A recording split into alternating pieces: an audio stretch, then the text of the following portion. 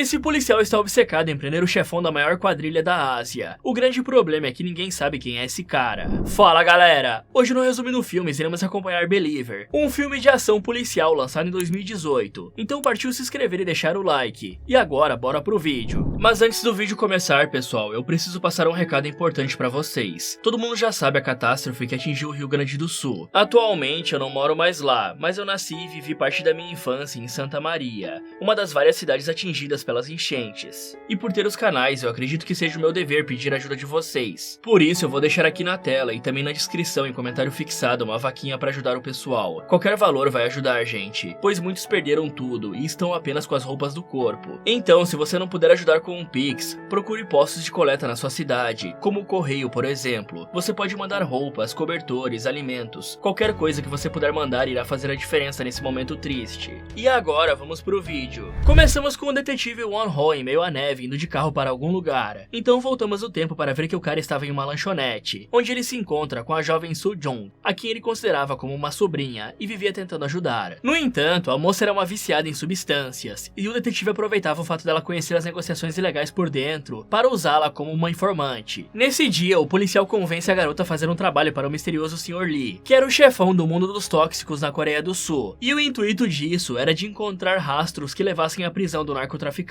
Só que ninguém jamais tinha visto o rosto desse chefão, e nem sabiam quem ele realmente era, mas o detetive Won Ho era obcecado em prender esse cara. Aí, após convencer a moça, eles combinam de se encontrar na estação de Yongsan, mas quando chega a hora, a garota demora a aparecer, e o policial começa a ficar preocupado. Então ele recebe uma foto do estacionamento no seu celular vindo do número de Songjo, e vai até lá checar, encontrando a jovem amordaçada e gravemente ferida. Por isso ele corre com ela para o hospital, onde com suas últimas forças, Songjo desenha o número 8 em um papel, dando ao detetive uma pista sobre o que tinha descoberto referente ao Sr. Lee. Em seguida ela morre, deixando o cara desconsolado. Nesse meio tempo, ficamos sabendo da morte de Lee Hak-sung, o CEO de uma grande empresa chamada Yu Shipping, e segundo um telejornal, ele ajudou a impulsionar a economia da Coreia do Sul desde os anos 80, quando fundou a sua empresa. Por isso, vários figurões se mobilizam para ir em seu enterro, e Hak-sung havia morrido vítima de um ataque cardíaco, mesmo sem que tivesse histórico na família, e isso intrigava os médicos. E apesar de se chamar Lee, ele não parecia ser o Sr. Lee, líder do mercado de substâncias. Mais tarde, na delegacia, o chefe do detetive Won Ho tenta tirar ele do caso devido à morte de Soo Jong, mas agora aquilo tinha ficado pessoal, e o policial se recusa a permitir isso. Longe dali, Yeon Ok, a CEO da Yongken Paint, uma empresa que lavava dinheiro para o Sr. Lee, chega para uma reunião de figurões narcotraficantes, mas a fábrica de substâncias no qual aconteceria o encontro explode. Aí ela corre para a delegacia em busca de proteção, já que deveria ter morrido na explosão também. Só que ela levou a sorte de chegar atrasada para a reunião e acabou sobrevivendo. E aí ela ficou com medo que o Sr. Lee fosse atrás dela para finalizar o serviço. Por isso, na tentativa de firmar um acordo com as autoridades, Yeon-ok começa a contar que há tempos atrás, o Sr. Lee já tinha realizado ataques parecidos com a explosão da fábrica, para eliminar pessoas que julgava descartáveis. E esses ataques até o momento tinham sido bastante vantajosos para Yeon-ok, ajudando ela a subir na vida a fim de facilitar a lavagem do dinheiro. Mas agora, aparentemente, tinha chegado a vez dela de se tornar descartável. A mulher também conta que o Sr. Lee foi o responsável por finalizar o CEO Hak-sung, fazendo o velho ter um falso ataque cardíaco, e que o chefão agora estava de olho no mercado chinês, o que o tornaria um narcotraficante internacional. E para isso, o cara pretendia renovar o seu quadro de funcionários, se livrando de todos eles. Yeon-ok ainda revela que nunca viu o Sr. Lee, mas sabia o verdadeiro nome dele. No entanto, só revelaria a informação após darem um jeito nos processos contra ela. E ela finaliza dizendo que precisava de algo para comer por conta da sua diabetes, e pede que eles entrem em contato com seu motorista para ele levar o remédio dela até a delegacia. E galera, uma rápida curiosidade, esse filme fez bastante sucesso na Coreia do Sul, mas vocês sabiam que ele é um remake do filme Hong Kong Drug War, de 2012? Ambos filmes exploram temas como venda de tóxicos e crime organizado. Porém, embora seja um remake, Believer ajusta a trama para se adequar ao contexto social e cultural da Coreia do Sul, além de oferecer reviravoltas e elementos únicos que o distinguem do seu original. Mas voltando ao filme, os policiais que vasculharam a área da explosão encontram Young-hak, o único sobrevivente humano, e além deles, eles acham um cachorro extremamente ferido entre os escombros. No caminho para o hospital, é revelado que o rapaz morava na fábrica com a sua mãe, desde antes dela ser comprada pelo Sr. Lee, e que a mulher tinha morrido na explosão. De volta à delegacia, Yeon-ok morre do nada, e o Won Won-ho manda que investiguem o motorista dela, que levou os seus remédios para diabetes. No hospital, Young-hak aproveita um vacilo da policial que estava acompanhando ele e levanta da cama em que estava para ver o corpo da mãe. Logo, Won-ho chega e o encontra, levando o rapaz para um interrogatório. Porém, o cara se recusa a falar, até que o policial fala sobre o cachorro ferido e ele questiona como o canino estava. E aí, na tentativa de incentivá-lo a falar, Won-ho dá a ele notícias sobre o canino e o leva até a clínica veterinária onde o bicho estava. Lá, ele é informado que o cão, além de ter parte do corpo queimado, não poderia mais latir por ter machucado a garganta, e o jovem demonstra ficar bem chateado por aquilo, revelando que o cão era chamado Jindo. E ver o cachorro naquele estado deixa Young-hak com sede de vingança, decidindo ajudar a polícia a pegar o Sr. Lee. Ele conta que sempre houve muita gente fingindo ser o Sr. Lee, e isso causou muita confusão na fábrica, tendo até um cara que acabou perdendo a mão. Depois, o rapaz conta que estava na China negociando com um bandido local sobre a venda de tóxicos naquele país, por conta dele ser o responsável por aquele tipo de negociação. Só que ele acabou voltando para a Coreia antes do previsto, de forma que ninguém sabia que ele estava em casa no momento da explosão. Young-hak então mostra que deveria se encontrar com um tal bandido chinês, chamado Jin Ha-rin, em um motel na Coreia, por conta dele ter exigido conhecer o Sr. Lee. Nessa hora, ficamos sabendo que junto com Young-hak deveria ir um negociador ilegal chamado Park, que era um dos chefes da organização coreana. Por isso, eles armam um plano onde o detetive Won-ho se passaria por Park e vão encontrar o bandido chinês no tal hotel. Lá, o cara demonstra ser bastante excêntrico e cruel, fazendo o policial beber uma taça com um olho humano dentro e demonstrando bastante raiva pelo Sr. Lee não estar ali. Após isso, a maluca da namorada do cara chamada Bo-ryong quase estraga os planos da polícia, tirando a câmera escondida que Young-hak usava na gravata e um copo de bebida. Por sorte, eles estavam preparados para isso, e Won-ho tinha um microfone em seu relógio. Por isso, os agentes continuavam ouvindo tudo o que acontecia. A seguir, eles partem para a falsa negociação, onde o rapaz mostra ao bandido chinês uma nova substância chamada Leica, que ele e a maluca usam, ficam doidões e resolvem dar aquela relaxada. Daí, o detetive e Young-hak correm para se encontrar com Park no andar de baixo. Dessa vez, Won-ho interpretaria o papel de Jin Ha-rin, e uma policial feminina chamada So-yeon faria o papel de Bo-ra-yong. Aí, aproveitando tudo que viu, o detetive simula o jeito do bandido. Inclusive, ele acaba golpeando o jovem policial com um copo no rosto, por conta dele quase ser descoberto por Park, causando um ferimento verdadeiro no coitado. Pouco depois, a falsa negociação ia andando bem, até quando Young-hak saca a substância falsa para o detetive dar uma fungada, mas Park vê a diferença na consistência do pó, e resolve ele mesmo preparar o tóxico para a demonstração. Sem alternativa, a não ser manter o papel, Won-ho cheira o negócio e fica loucaço, mas antes de ter um ataque, ele consegue manter o personagem e dispensar Park. Então, os policiais jogam o cara em uma banheira com gelo para amenizar os efeitos do negócio, e lá o detetive tem um devaneio com Soo-jong. Logo, ele morre, mas Young-hak o traz de volta à vida, e mesmo com isso, o detetive diz não confiar no rapaz. E pessoal, é verdade que mergulhar a pessoa em uma banheira com gelo pode ajudar a amenizar alguns sintomas de overdose, por conta da imersão em água gelada ajudar a diminuir a temperatura corporal, e potencialmente reduzir o risco de danos cerebrais associados à hipertermia, quando a temperatura corporal aumenta, que pode ocorrer durante uma overdose. Além disso, o contato com a água fria pode estimular a pessoa, ajudando a recuperar a consciência. No entanto, é importante ressaltar que a imersão no gelo não é a solução completa para uma overdose, e não substitui a necessidade de cuidados médicos urgentes. Ela só proporciona um alívio temporário, mas é crucial buscar assistência médica profissional o mais rápido possível. De volta ao filme, a seguir, Jin Ha-rin manda uma mensagem dizendo que ele toparia fazer negócio com os coreanos e enviaria a matéria-prima para eles fabricarem mais Leica. Só tinha um problema: o lugar onde fabricavam as substâncias tinha sido destruído, e somente após os produtos estarem nas mãos de Jin Ha-rin era que o Sr. Lee ia se revelar. Então, Young-hak leva a matéria-prima para o interior, até uma dupla de negociadores que tinha saído da organização um ano atrás, e o rapaz era o único que mantinha contato com eles. Sem demora, conhecemos Joo e Dong-yeon, sendo que esse último não tinha a mão direita, e os dois eram mudos. Em paralelo, o detetive se desculpa com Dong-woo por ter quebrado um copo na cabeça dele e ter machucado o cara de verdade, mas ele mostra que não levou aquilo para o coração. Já à noite, a dupla de negociadores ilegais organiza uma cerimônia para a mãe morta de Young-hak, que não teve um velório decente. Em seguida, eles começam a trabalhar na produção dos tóxicos. Enquanto isso, o detetive Won-ho é informado que Yeon-ok provavelmente será responsabilizada pela explosão da fábrica, pois a polícia encontrou muitas provas ao investigar a empresa dela. Além disso, a autópsia da morte da mulher revelou que ela morreu por ter tomado remédio para pressão, ao invés dos seus para diabetes. Mas nada indicava que o motorista foi o responsável por essa troca, e o cara tinha passado pelo detector de mentiras e tudo. Após isso, So-yeon entrega para o detetive os arquivos sobre Young-hak, onde descobre por algumas fotos antigas que o jovem não era o verdadeiro Young-hak. Então o detetive vai confrontar o rapaz, descobrindo que ele na verdade veio da China junto com uma remessa de substâncias e bananas, sendo adotado e recebendo os documentos de Young-hak, que tinha falecido pouco tempo antes. E aí o papo é interrompido pela chegada do diretor Brian, que queria ver justamente Young-hak. Ele fala para o rapaz que entende a dor da perda que o jovem devia estar sentindo, mas queria que o rapaz soubesse que podia se apoiar nele, e Park põe um envelope no bolso de Young-hak. Aí ele pergunta se aquilo era do Sr. Lee, mas não obtém resposta, e Park dá uma surra nele por ter perguntado algo que não devia a um superior. Pouco tempo depois, ele tenta se desculpar com o diretor, mas o cara fala que queria Young-hak fora dos negócios, e Park até tenta argumentar, mas não tem sucesso. Simultaneamente, Won-ho e os demais policiais estão pesquisando sobre o passado de Brian, descobrindo que ele era o filho do falecido CEO da Yuho Shipping. Ele tinha ido estudar teologia no Canadá, mas foi deportado por vender tóxicos para outros 6 estudantes, e todos eles morreram curiosamente de ataques cardíacos, todos na mesma noite. Só que o advogado de Brian era tão bom que ele não foi responsabilizado pelas mortes. Nesse instante, o detetive Won-ho vê um símbolo de infinito relacionado ao cara, percebendo que não era um 8 que Soo-jong tinha desenhado. Mais tarde, Park tenta argumentar novamente sobre a importância de Young-hak para a corporação, dizendo que Jin Ha-rin só confiava nele para aquela negociação, e dessa vez é ele que acaba levando uma surra. Logo, as substâncias estão prontas, e Young-hak as leva até os policiais para darem andamento no plano, só que eles são surpreendidos por Boro-young, que tinha colocado um rastreador no caminhão com a matéria-prima. Assim, o rapaz, o detetive Won-ho e mais um policial terminam sendo sequestrados e levados até Jin Ha-rin. E como eles foram pegos desprevenidos, os caras não tiveram tempo de esconder que são policiais. Aí eles quase são mortos, mas a armadura do roteiro protege os três, e uma troca de tiros se inicia, terminando em uma luta corporal entre o detetive e Jin Ha-rin. O vilão dá uma surra no policial, mas quando estava prestes a finalizá-lo, Young-hak atira na testa do cara. Em seguida, eles encontram Boro-young aparentemente indo de base por conta da Leica. Em paralelo, os homens do Jin Ha-rin invadem o laboratório dos mudos, e os policiais que ficavam vigiando o lugar vão até lá, vendo que os mudos estavam bem armados e tinham acabado com todos os chineses. Nessa hora, eles também percebem que havia uma bomba ali, e antes que possam sair, ela explode, e Dong-gu acaba indo de base. E esse cara não tinha sorte, hein? A caminho de se encontrar com Park, o detetive Won-ho fica sabendo da morte do companheiro, e fica bastante chateado, culpando Young-hak, que tenta se explicar, mas o policial não quer nem saber, sendo que o cara acabou de salvar a vida dele novamente. A seguir, mesmo bem bolados, eles decidem continuar com o plano inicial, e se encontrar com Park para entregar as substâncias, para que posteriormente elas fossem entregues a Jin Ha-rin. Após fazerem isso, o rapaz vai até o detetive Won-ho e tenta explicar novamente que não teve nada a ver com a morte de Dong-gu, mas o cara continua sem acreditar no rapaz, tanto que o prende. Só que Won-ho percebe que precisava do jovem para pegar o Sr. Lee, e após dar um soco na cara dele para descontar a sua frustração, ele e os demais policiais acabam indo até a estação Yongsan, onde Soo-jong havia morrido. E galera, mais uma curiosidade rapidinha sobre esse filme. Além de ter sido muito bem avaliado pelo público na Coreia do Sul, Believer foi muito bem recebido no resto do mundo, sendo exibido em vários festivais de cinema e ganhando reconhecimento em todo o globo por sua qualidade cinematográfica e também pela narrativa envolvente, principalmente por abordar temas sociais como a venda de substâncias, corrupção policial e a luta contra o crime organizado, oferecendo uma reflexão sobre esses problemas que ressoam não só na Coreia como no resto do mundo. E esse filme foi tão aclamado que recebeu uma continuação em 2023, e se vocês deixarem muito o like, eu posso trazer a continuação pra vocês. Mas voltando à história, agora com o disfarce de Jin Ha-rin, o detetive iria enfim se encontrar com o Sr. Lee e ter a chance de prendê-lo. Só que enquanto Won-ho e So-yeon vão com Brian, Park leva o rapaz com ele para descartá-lo. Então Brian revela ser o tão aguardado Sr. Lee, e o detetive não acredita muito nele. Só que o verdadeiro Sr. Lee envia um braço segurando o telefone até lá. Aí uma troca de tiros começa com uma dupla de mascarados surgindo e atirando contra os seguranças de Brian, enquanto o próprio tira um X1 com Won-ho e So-yeon luta contra uma das seguranças do vilão. Contudo, não demora muito para a situação ser resolvida, terminando com o detetive nocauteado e com Brian sendo sequestrado pelos mascarados. Nessa hora descobrimos que os dois eram Joo e Dong, e que eles estavam junto com Young-hak, que era o verdadeiro Sr. Lee e tinha finalizado o Park e cortado seu braço. Ele fala para Brian que o cara nunca poderia ser o Sr. Lee, mesmo que tivesse explodido a fábrica e matado o próprio pai. E Young-hak ainda diz que geralmente as pessoas que queriam se passar por ele não o incomodavam, mas Brian foi longe demais, imitando táticas que ele próprio tinha usado anos atrás. Então, com a ajuda dos aliados, ele queima as costas do cara como tinha acontecido com o cachorro. Depois, ele liga para o Won-ho e fala a localização do vilão, o entregando como se ele realmente fosse o Sr. Lee. E nessa hora, o detetive percebe que o jovem era o verdadeiro chefão. A seguir, Young-hak vai até a clínica veterinária e leva o seu cachorro embora. Já na delegacia, o chefe de Won-ho fica feliz por enfim ter se livrado do chefão do tráfico, por conta de Brian ter morrido devido aos ferimentos. Porém, o detetive não se dá por satisfeito, falando que Young-hak era o verdadeiro Sr. Lee, mas ele não recebe atenção. Então, ele se recorda de quando o cara falou que o nome do cachorro era Jin-do, mas quando tentou chamar o bicho por esse nome, ele o ignorou. Mas ao chamar pelo nome de Leica, imediatamente a cadela levantou a cabeça. Aí, na noite anterior, o cara correu para a clínica veterinária, mas já era tarde demais, e Young-hak tinha ido embora com a sua cadela. No presente, ele dispensa os detetives que queriam ir atrás do verdadeiro Sr. Lee, e segue um sinal de GPS até uma cabana nevada no meio do nada. Ali ele encontra a cadelinha Leica recuperada, e a dupla Joo e Dong, além do próprio Young-hak. O detetive então revela que colocou um rastreador no cachorro, e assim conseguiu encontrar a localização do rapaz que era sua obsessão. Só que ao encontrá-lo, ele fica meio sem saber o que fazer, ouvindo de Young-hak que o detetive era um bom homem. Eles também falam sobre o nome do Sr. Lee, e o rapaz fala que nem ele próprio sabia quem era. Em seguida, Young-hak conta que quando veio em um container da China, os seus pais estavam com ele, mas os dois morreram de overdose bem na sua frente. Então ele questiona o que o detetive irá fazer, mas o cara fica sem palavras, por isso o jovem oferece um café. Dessa forma, os dois se sentam à mesa, prontos para beber o café quente, e ambos colocam as suas armas sobre a mesa. E aí o filme se encerra com a câmera se afastando da casa, e um tiro iluminando as janelas, mas não sabemos quem atirou em quem. Fala galera, quem vocês acham que morreu no final? Me contem nos comentários. E se vocês quiserem ver outras sugestões aqui do canal, é só clicar nesses vídeos que estão aqui na tela. Muito obrigado por assistir e até o próximo.